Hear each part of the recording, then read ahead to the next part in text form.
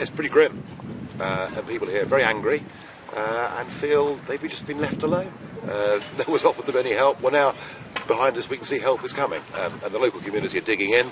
People from outside are helping them, and obviously people are praying that we don't get any more rain. But I really do feel, as far as the authorities in the UK are concerned, just too little too late.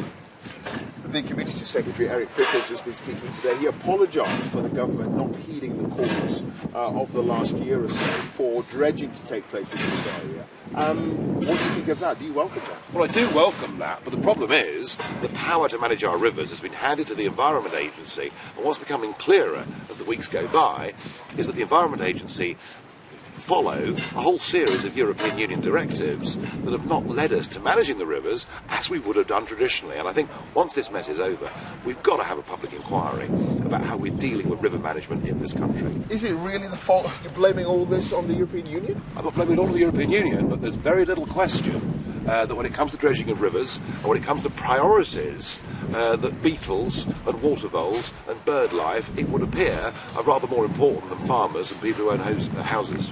Do you have as dim a view of Chris Smith and the Environment Agency as some of the people down here, and certainly the local MP? Well, he looks very detached, and he looked a little bit disinterested last week when he came. He wasn't really keen to get involved and talk to people, but, I'm not surprised, because last spring there were a whole load of local politicians, including UKIP ones, going onto BBC television, warning that unless we started managing the rivers differently, unless we started dredging, unless we changed our priorities, there were going to be future real problems on the levels, and here it is.